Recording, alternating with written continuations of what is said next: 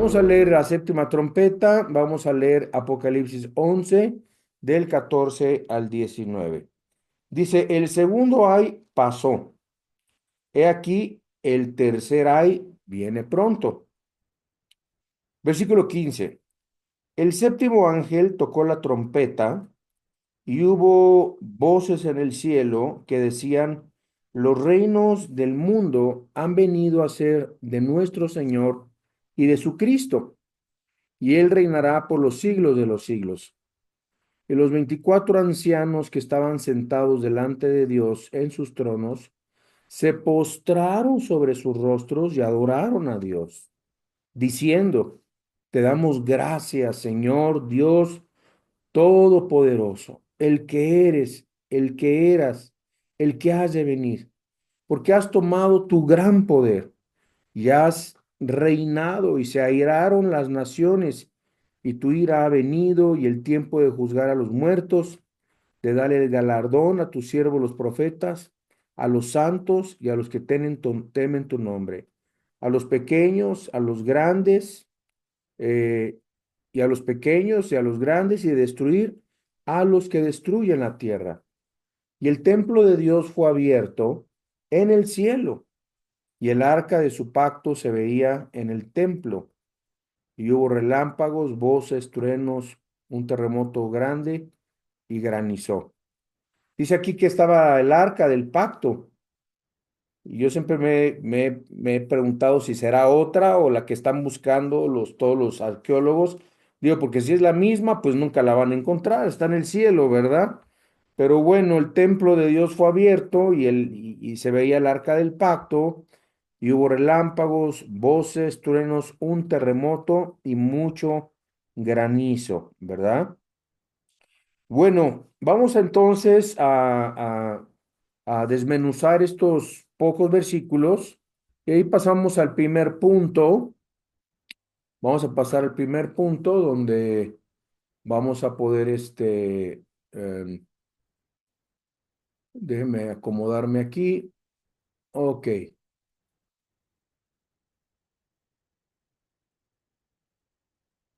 ahí está ya. Ok, vamos a ver el anuncio de la tercera trompeta en primer lugar, ¿verdad?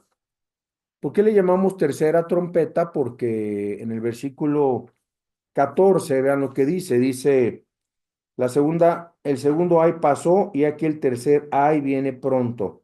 El tercer ay es considerada la séptima trompeta. Acuérdense que la palabra ay nos describe un lamento de dolor profundo, de sufrimientos, de calamidades y de aflicción. Entonces, cuando oigan esa palabra ay en la Biblia, saben que es ay. No es una raspadita que te caes y te raspaste la pierna y ¡ay! No es un ay, es un ay de sufrimiento, de calamidad y de aflicción.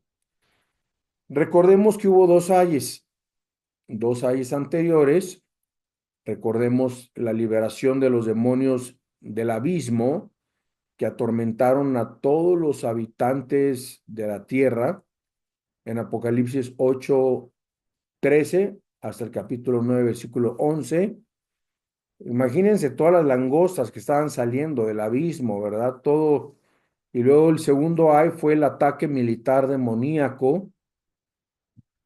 ¿Se acuerdan de la que decía yo, Juan? Escuché el número 200 millones de jinetes a caballo, de un ejército de 200 millones de soldados, que se les da la facultad, se les da la libertad de atacar de una forma demoníaca, porque esto proviene del infierno, una tercera parte de la humanidad. ¿Cómo sabemos que son demonios? Pues porque ya lo describimos, ya lo estudiamos, cabellos largos, dientes grandes, alas, tienen muchos de ellos, los jinetes no son jinetes de caballos normales, tienen cola, que pican, bueno, en fin, son seres eh, demoníacos, angelicales demoníacos terribles, ¿verdad? Y ahora estamos en el tercer ay, que es la séptima trompeta. Mediante la séptima trompeta, ¿y qué significa esto? Eso significa que los juicios de Dios van a culminar los juicios de las siete trompetas de Apocalipsis. Acuérdense que son sellos. Estamos hablando de primer sello, que fue el caballo negro. Estamos hablando de los ayes, que son las trompetas, y luego son las copas, ¿verdad? Van a ser 21 juicios, 21 juicios. Entonces, esta séptima trompeta nos sirve para anunciar los últimos siete juicios, que son las siete copas, las cuales van a tener su clímax de los juicios de Dios ante el mundo. Hay cosas que necesitamos ver y hay cosas que necesitamos comprender. La primera, la primera cosa es muy interesante porque si nosotros vemos el contexto, podemos ver que es una panorámica de las cosas que van a suceder en el libro de Apocalipsis. Por ejemplo, estos versículos nos hablan, este pasaje nos muestra por adelantado y de forma resumida lo que sucederá en los próximos 10 capítulos de este libro maravilloso. Si lo volviéramos a leer, van a darse cuenta que todo está resumido del capítulo 11, versículo 15 al versículo 19.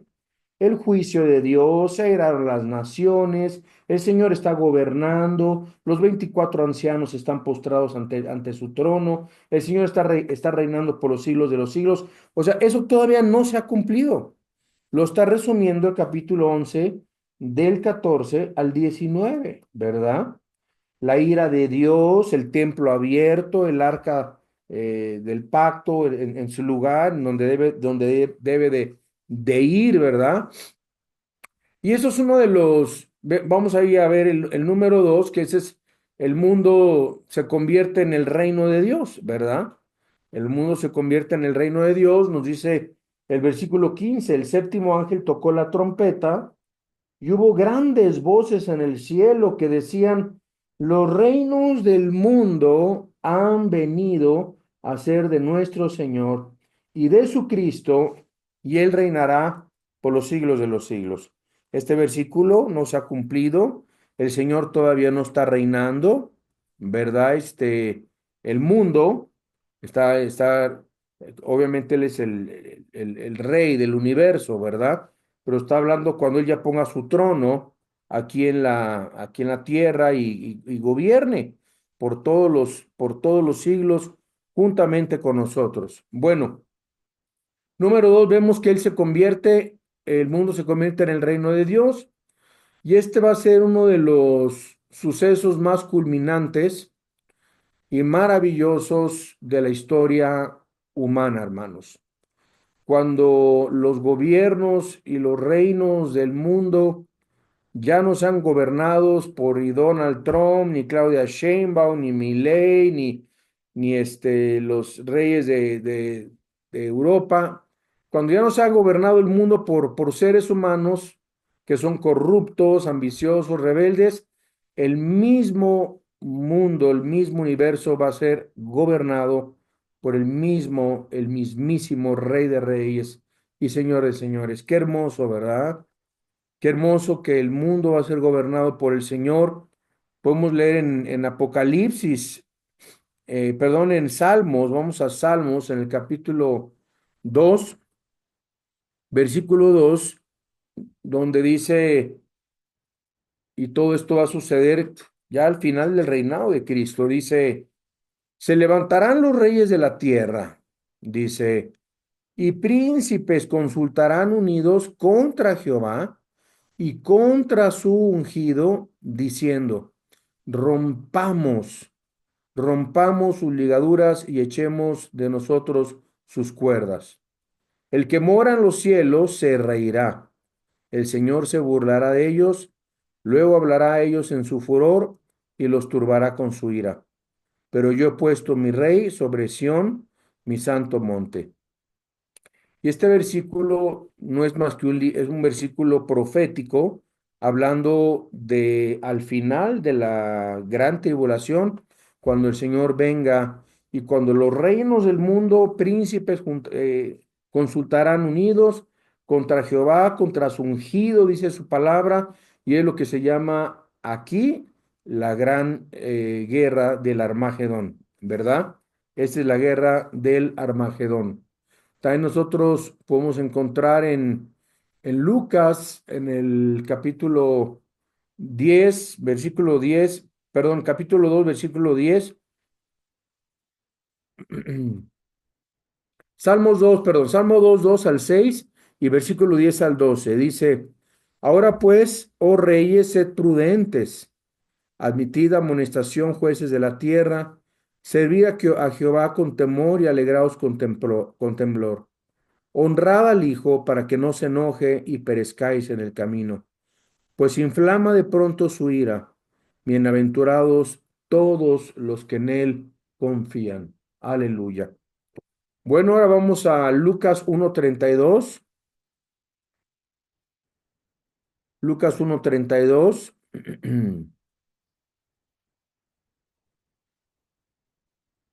Y dice, este será grande, hablando de Cristo, este será grande y será llamado Hijo del Altísimo. Y el Señor le dará el trono de David su padre y reinará sobre la casa de Jacob. ¿Cuánto tiempo? Para siempre. Y su reino nunca tendrá fin. ¿Cuántos van a ser parte de ese reino? Aleluya. ¿Cuántos se van a ir con el Señor a ese reino? ¿Verdad? Ahí vamos a estar con el Señor. Bueno, y podemos ver entonces que estos reinos se los quiso ofrecer Satanás en Mateo capítulo 4 en el versículo 8 al 10 cuando le dijo, todo esto te daré, si qué, si postrado me adoras, ¿verdad?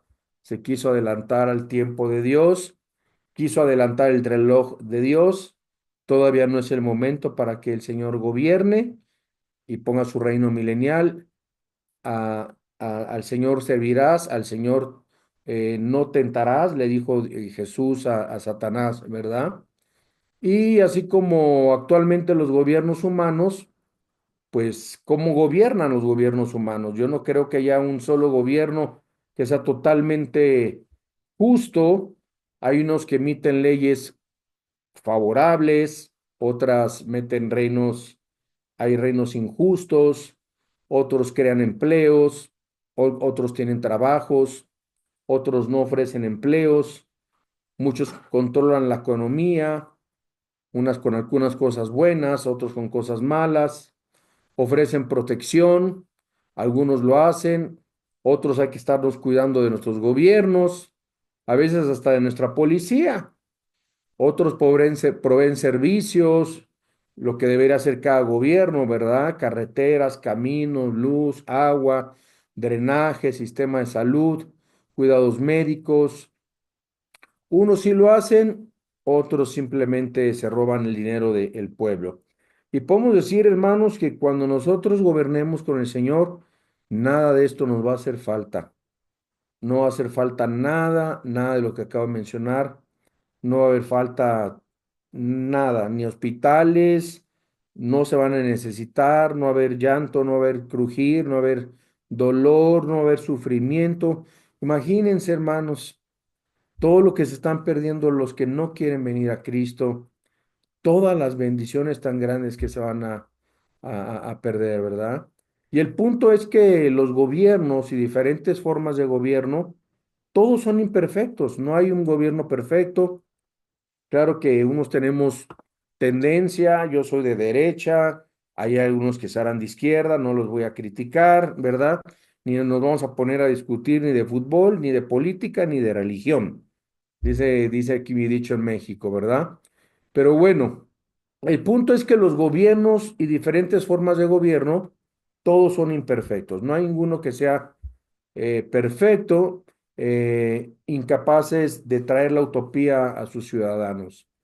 La mayoría de los gobiernos están rodeados de mucha maldad, de mucha violencia, de muchos crímenes, de mucha pobreza extrema, socialismo, agenda globalista, progresista, degeneración, inmoralidad, pobreza, malas economías, en fin, el mundo está violentado totalmente, el mundo entero está violentado.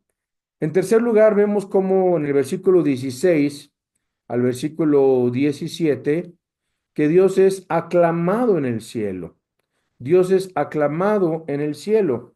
Vean lo que dice el versículo 16 y 17 de Apocalipsis 11. Dice, y los 24 ancianos que estaban sentados delante de Dios en sus tronos, se postraron sobre sus tronos y adoraron a Dios. Adoraron a Dios. ¿Qué le decían los 24 ancianos? Decía, te damos gracias, Señor, Dios Todopoderoso, el que eres y eras, y que has de venir, porque has tomado tu gran poder y has reinado. Por fin, el Señor ya reinando por los siglos de los siglos, sentado en el trono de David. Inmediatamente después que el ángel ha anunciado la, la futura victoria de Dios, dice la Biblia que los 24 ancianos, los líderes representantes de la humanidad, se postran y adoran a Dios. Y yo veo aquí tres razones por qué adoran a Dios. Primera razón, ¿por qué adoramos a Dios? Y son las mismas razones por las que nosotros adoramos a Dios. Número uno, porque Él es todopoderoso. Dice el versículo 17, te damos gracias, Señor Dios todopoderoso, el que todo lo puede, el que todo el que todo lo creó, el que todo lo hizo, ¿verdad?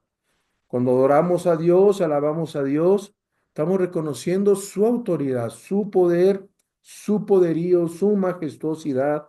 Bueno, esta palabra en el hebreo es Shaddai, Shaddai, el que todo lo puede, el que sustenta o sostiene todo lo que ha creado. Dios merece ser el gobernante universal, Dios es el juez de toda la humanidad, ¿verdad? Él con solo su aliento, Dios puede destruir, convertir en polilla lo más encumbrado de los gobernantes. Solamente Dios con su palabra tiene poder para crear, para hacer y deshacer. En el principio fueron creados los cielos y la tierra y vio Dios que era bueno. Con el poder de su palabra, Dios creó todas las cosas. Vamos a leer lo que dice Isaías 40:21. Isaías 40:21, por favor.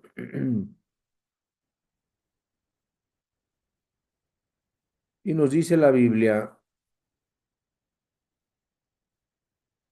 ¿no sabéis? ¿No habéis oído? ¿Nunca os lo han dicho desde el principio? ¿No habéis sido enseñados desde que la tierra se fundó? Él está sentado sobre el círculo de la tierra, cuyos moradores son como langostas. Él extiende los cielos como la cortina, los despliega como una tienda para morar. Y digo, para los que dicen que la tierra es plana, ¿verdad? Hijo, no saben qué cantidad de gente nos escribe diciendo que la tierra es plana. Pero bueno, hay dos, tres versículos que nos hablan de la circunferencia, de la redondez de la tierra. Y y le digo, ¿y qué? ¿Las fotos de la luna viéndose la tierra la ves plana? No, que son fotografías diseñadas por la NASA. Y ahora el huracán que acaba de atravesar, no se veía el ojo del huracán desde el espacio y la tierra redonda. O sea, cuánta cosa, ¿verdad? Cuánta cosa. Pero bueno, él está sentado sobre el círculo de la tierra Y dice que nosotros somos como langostas. Así con el poder de su palabra, esta vida nos la quita el Señor, nos la da el Señor, ¿verdad? Dice, Él convierte en nada a los poderosos, versículo 23, y a los que gobiernan la tierra hace como cosa vana, como si nunca hubieran sido plantados, como si nunca hubieran sido sembrados, como si nunca su tronco hubiera tenido raíz en la tierra. Tan pronto como sopla en ellos, se secan y el torbellino los lleva como la hojarasca. ¿A qué, pues, me haréis semejante? ¿A, a qué me compararéis o qué me compararéis del santo? Levantad en alto vuestros ojos y mirad quién creó todas estas cosas. Él saca y cuenta sus ejércitos. A todas llama por sus nombres. Ninguna faltará. Tal es la fuerza, su fuerza es la grandeza de su fuerza y el poder de su dominio. Qué versículos tan poderosos de nuestro amado Señor y Salvador Jesucristo, ¿verdad? Número dos, ¿por qué Dios es aclamado en el cielo? Porque Él es el Dios todopoderoso. Número dos, porque Él es el único ser eterno. Y nos dice en el versículo 17, el que eres, el que eras y el que ha de venir. O sea, Dios siempre ha sido, siempre será y nunca dejará de ser. ¿Quién creó a Dios? Pues si alguien hubiera creado a Dios, ese sería Dios. Dios no tiene principio ni fin. Nosotros tenemos una limitante, fuimos creados, no entendemos la eternidad hasta que estemos en el cielo. ¿Cómo es que alguien siempre ha existido? Es difícil para nuestra imaginación, pero es lo que siempre ha sido Dios, el que siempre ha existido, ¿verdad? Entonces, todas las demás criaturas del universo han tenido un comienzo, todas las criaturas del universo van a tener un fin, una causa por la cual existimos, y esa causa, como dice 17, versículo 28 de Hechos, ¿verdad? Es Dios. Dios es el único ser del universo que no le debe su existencia a nadie, no tiene una razón por la cual tenga que existir, ¿verdad? O que le deba la existencia a algo o a alguien. Una causa por la cual existimos es por Dios. Ni a nadie le da cuentas Dios. Es el que siempre ha sido, el que siempre será, es el yo soy, es el que nunca dejará de existir. ¿Qué le dijo a Moisés? Dile al faraón, yo soy el que soy. Cristo se lo dijo a sus discípulos, hace tanto tiempo que estoy contigo, Felipe, el que me ha visto a mí, ha visto al Padre. Yo soy, el que siempre ha existido. Y Dios nos confiere a cada uno de nosotros el libre albedrío, a todos los que somos sus criaturas, el cual por el mal uso que le hemos dado está la maldad en el mundo, ¿verdad? Porque Dios no creó el mal es el resultado del abuso de la autoridad o de la libertad que Dios nos ha dado, porque Dios le dio libertad a Adán y Eva de escoger, de hacer, de cantar, de hablar, de comer, menos una sola cosa, el árbol de la ciencia del bien y del mal no le tocaréis, no le veréis, no comeráis de él, dice la palabra de Dios. Dios puso lineamientos, ¿verdad? Y vemos aquí cómo, aunque él no creó el mal, es un abuso de la libertad que Dios nos dio. Sin embargo, esta libertad va a llegar a su fin, pues el mal, dice la Biblia, será castigado y Dios volverá a gobernar el mundo con todo su poder. Vamos a ver Isaías, Salmos 24, Salmos 24, versículo 10.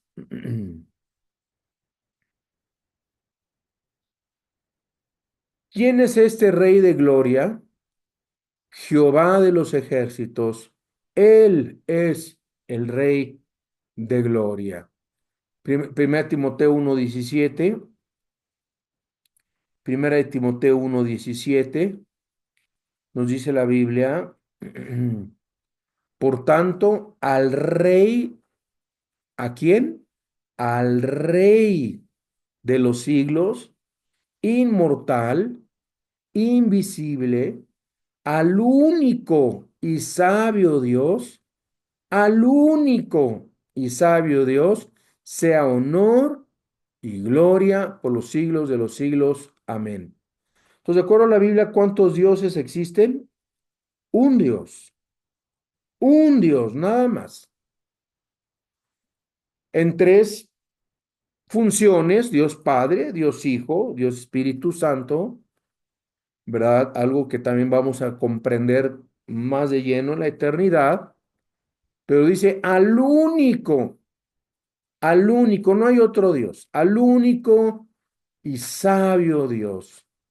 Por eso solamente a Él se le da la honra y la gloria. Y por eso estos 24 ancianos están sentados delante del trono, adorando a Dios, diciendo: Señor Dios Todopoderoso. Siempre se refiere a Dios Todopoderoso, todo lo puede. El Señor, el que reina y que subsiste por él mismo, ¿verdad? Y esto nos lleva finalmente a la última rebelión mundial.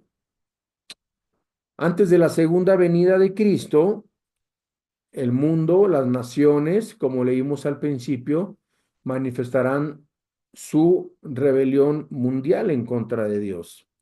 Esto lo leímos en el Salmo 2. Vamos a volverlo a leer, pero nos está profetizando en estos versículos la última rebelión mundial, ¿verdad?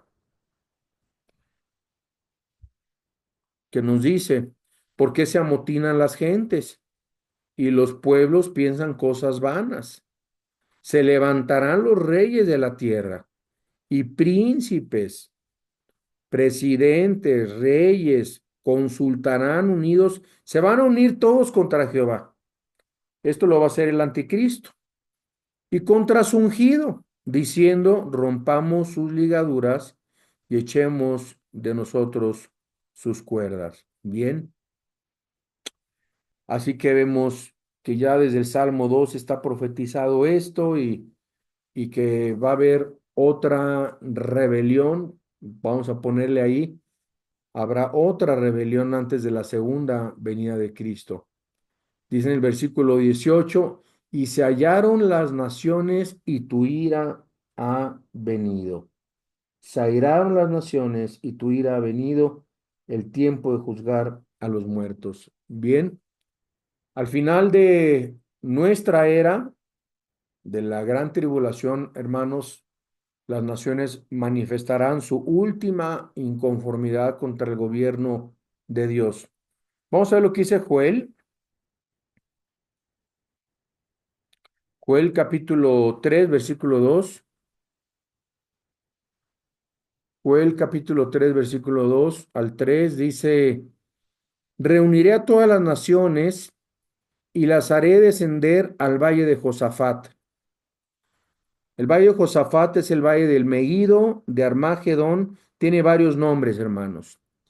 Y allí entraré en juicio con ellas a causa de mi pueblo y de Israel, mi heredad, a quien ellas esparcieron entre las naciones y repartieron mi tierra. Bien, versículo 9.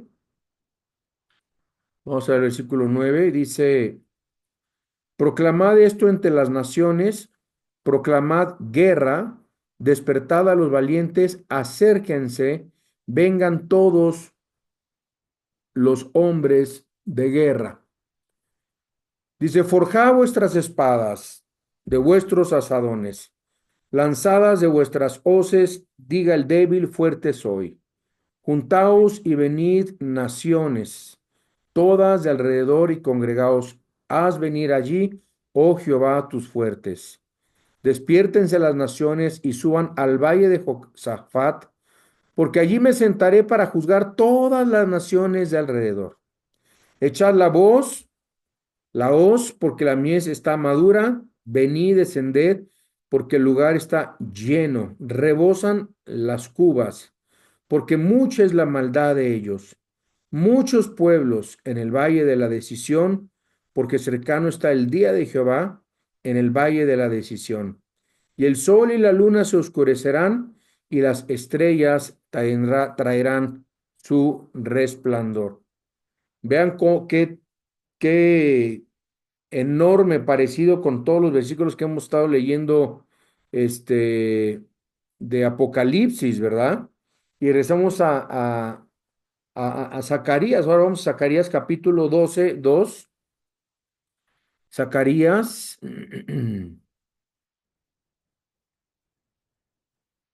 capítulo 12, 2.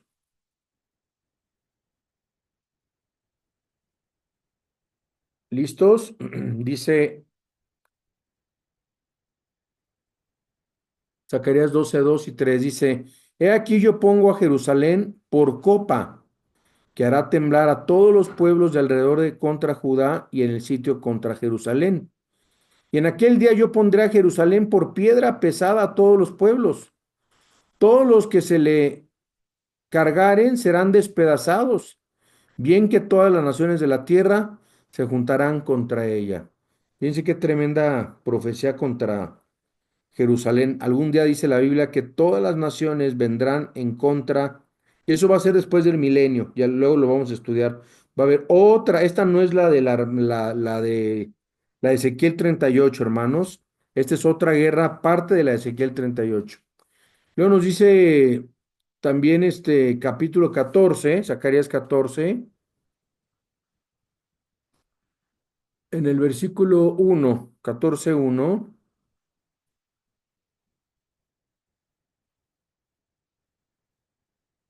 al versículo 4, dice así la Biblia. He aquí el día de Jehová viene, y en medio de ti serán repartidos tus despojos, porque yo reuniré a todas las naciones para combatir contra ¿quién? Contra Jerusalén. Y la ciudad será tomada y serán saqueadas las casas y violadas las mujeres, y la mitad de la ciudad irá en cautiverio, mas el resto del pueblo no será cortado de la ciudad. Después saldrá Jehová y peleará contra aquellas naciones como peleó en el día de la batalla. Y se afirmarán sus pies en aquel día sobre el monte de los olivos que está enfrente de Jerusalén al oriente, y el monte de los olivos se partirá por el medio hacia el oriente y hacia el occidente, haciendo un valle muy grande, y la mitad del monte se apartará hacia el norte y la otra mitad hacia el sur. Entonces vienen, aquí es otra guerra, a invadir a Jerusalén. Dice la Biblia que esto ya es al final de la gran tribulación. Algunas mujeres van a ser violadas, saqueadas algunas casas, pero en ese momento, cuando esté sucediendo eso, viene el Señor y pone sus pies en el monte de los olivos y dice, basta, basta. Y dice, y lo mirarán los que lo traspasaron y creerán en él. Van a decir muchos judíos, verdaderamente, este era el Hijo de Dios, este era el Mesías esperado, ¿verdad? Entonces, esta será la gran batalla del Armagedón. Apocalipsis 16, por favor. Apocalipsis 16, versículo 12. Dice, el sexto ángel derramó su copa sobre el gran río Éufrates, y el agua de este que se secó, para que estuviese preparado el camino a los reyes del oriente. Y vi salir de la boca del dragón y de la boca de la bestia y de la boca del falso profeta tres espíritus inmundos a manera de ranas, pues son espíritus de demonios que hacen señales y van a los reyes de la tierra en todo el mundo para reunirlos a la batalla de aquel gran día del Dios Todopoderoso. ¿Qué batalla? La de Ezequiel, perdón, la de Zacarías que acabamos de leer. He aquí yo vengo como ladrón. Bienaventurado el que vela y guarda sus ropas para que no ande desnudo y vean su vergüenza.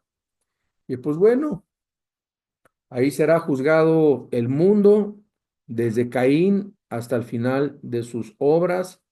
Este juicio demostrará la justicia, la santidad de Dios por toda la eternidad, como dice Romanos 1:18. Y vamos al número 3. Vamos al número 3. Vamos a ver los santos recompensados. Los santos recompensados serán recompensados.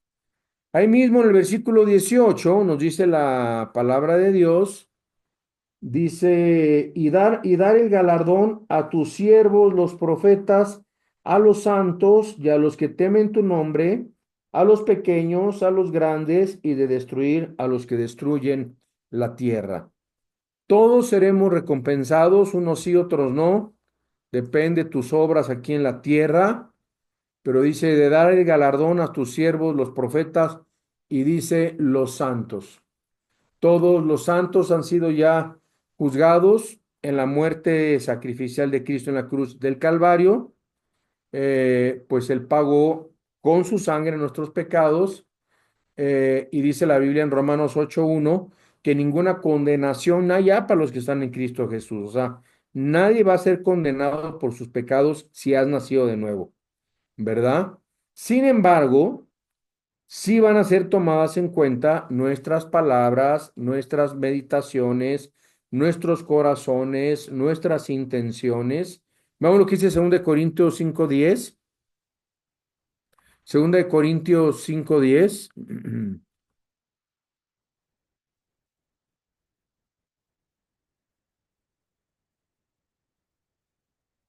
Dice la Biblia, porque es necesario que todos nosotros comparezcamos ante el tribunal de Cristo.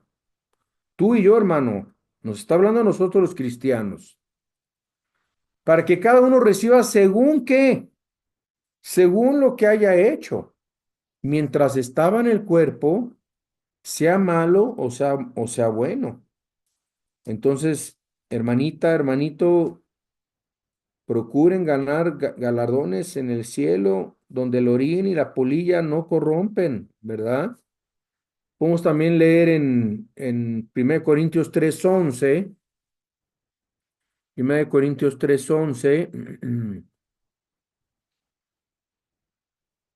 al 15,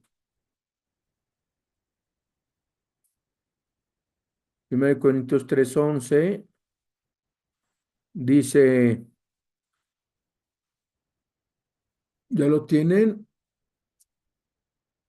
porque nadie puede poner otro fundamento que el que está puesto, el cual es Jesucristo.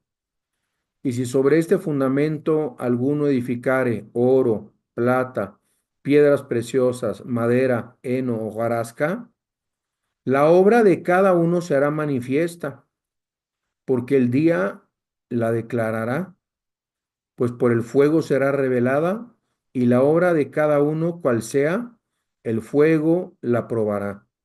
Si permaneciere la obra de alguno que sobreficó, recibirá, ¿qué cosa? Recompensa.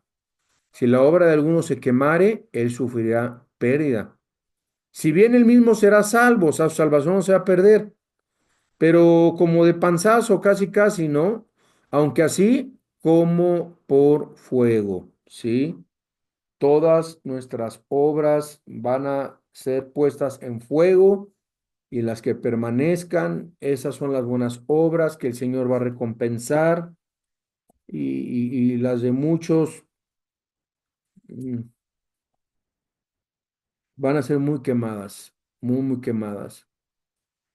Yo no, yo no puedo pensar que tú seas un cristiano que digas, pues ya con que me voy al cielo tengo suficiente. No, hermano. Vamos a ver lo que dice también Mateo 10:42. Mateo 10:42.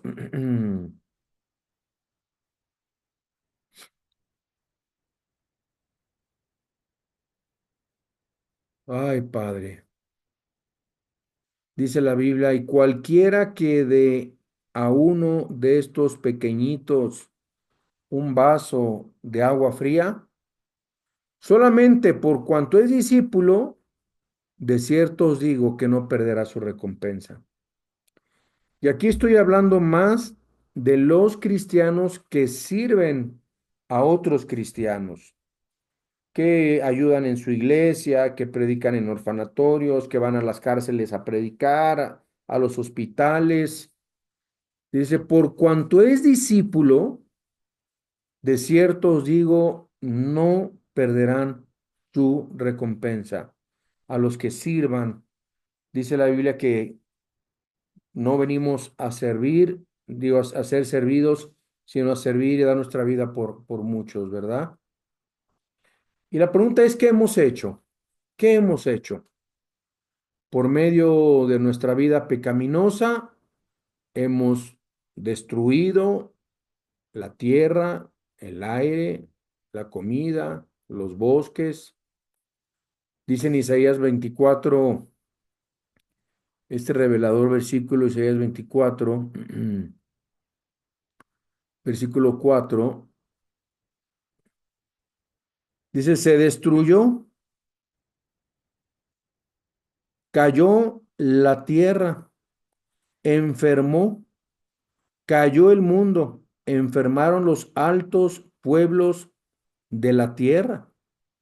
Y la tierra se contaminó bajo sus moradores, porque traspasaron las leyes, falsearon el derecho, quebrantaron el pacto sempiterno. Por esta causa, la maldición consumió la tierra y sus moradores fueron asolados. Por esta causa fueron consumidos los habitantes de la tierra y disminuyeron los hombres.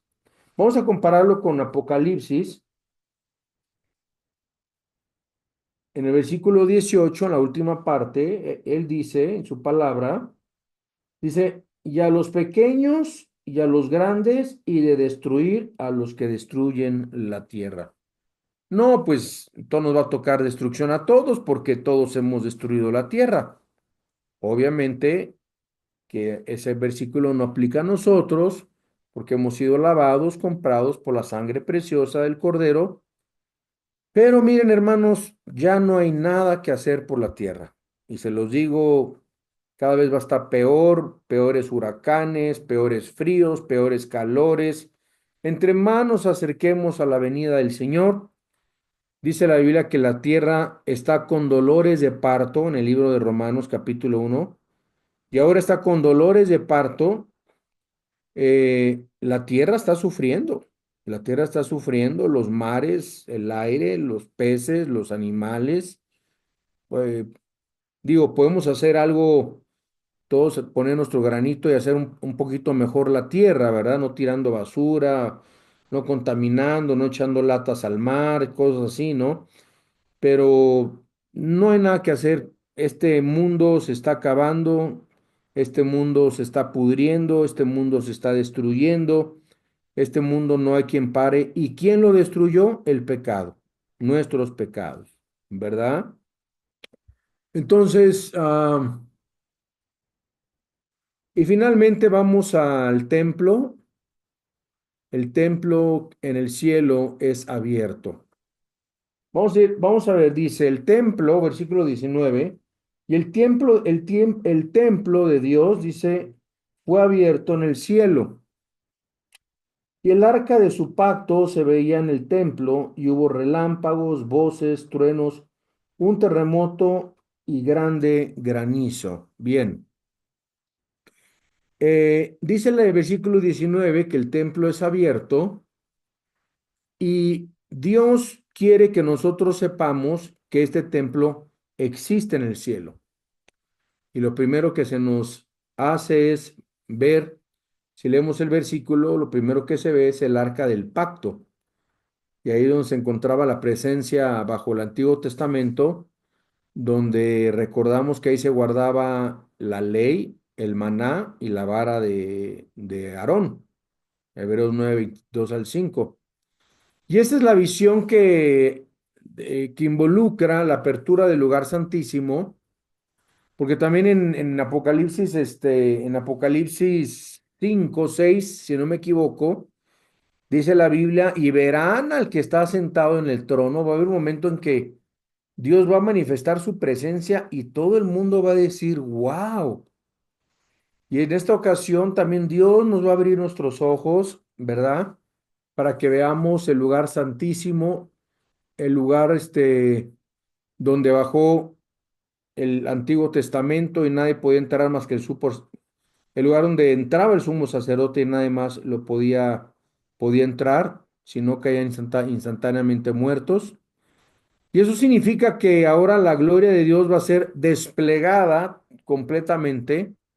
Lo que era antes un secreto, hermanos, Dios nos va a dar la oportunidad de ver el cielo, cosa que ni un hombre ha visto, más los que se han ido al cielo.